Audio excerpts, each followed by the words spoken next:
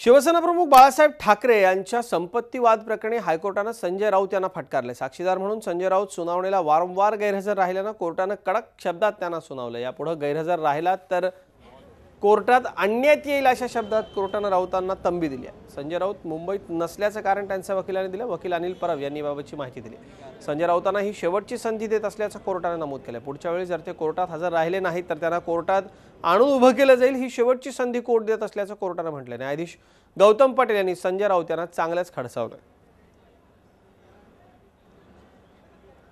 वारंवार संजय राऊत या सगळ्या खटल्यामध्ये गैरहजर राहिलेले आहेत। अत्यंत महत्त्वाचा हा खटला आहे आणि ठाकरे कुटुंबाच्या संपत्तीचा वाद, जयदेव ठाकरे आणि उद्धव ठाकरे या दोन बंधूंमधला हा वाद हायकोर्टापर्यंत पोहोचलेला आहे। मुंबई हायकोर्टामध्ये या संदर्भामधली सुनावणी चालू आहे। साक्षीदार तपासले जात आहेत आणि याच खटल्यातले एक साक्षीदार संजय राऊत सतत गैरहजर राहतात। माझे सहकारी अजित मांढरे आपल्याबरोबर आहेत। अजित, कोर्टाने तंबी दिली आहे, आला नाही तर आणून कोर्टात उभं करू।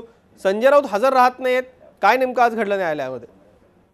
अजित, बाळासाहेब ठाकरे संपत्तीवाद जो सुरू आहे त्या संपत्तीवादामध्ये एक मुद्दा जो जयदेव ठाकरेंनी उपस्थित केला होता बातमीवरून। सामनामध्ये 6 डिसेंबर 2011 रोजी खलीची एक बातमी छापून होती। खली हा बाळासाहेब ठाकरेंना भेटायला आला होता।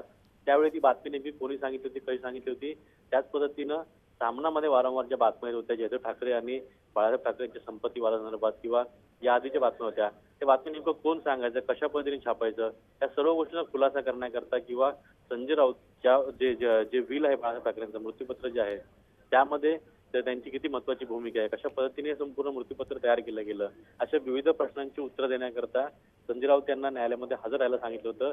पण दुसऱ्यांदा संजय राऊत हे न्यायालयामध्ये हजर राहिले नाही, त्यामुळे न्यायालयाने त्यांना तंबी दिलेली आहे। संजय राऊतच्या वकिलांना देखील सांगितलेलं आहे की तुम्ही त्यांना हजर राहायला सांगा, अन्यथा त्यांना कोर्टात कसं आणायचं किंवा कसं हजर केलं जायचं याची काळजी पूर्णपणे कोर्ट घेईल। पण त्यावेळी पुढे तुम्हाला कोणतीही संधी दिली जाणार नाही, त्यावेळी मात्र कोर्टाच्या अवमानाची नोटीस काढली जाईल, अशा पद्धतीने न्यायालयाने संजय राऊत यांना तंबी दिलेली आहे।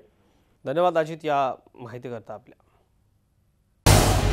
झी 24 तास रहा एक पाऊल पुढे।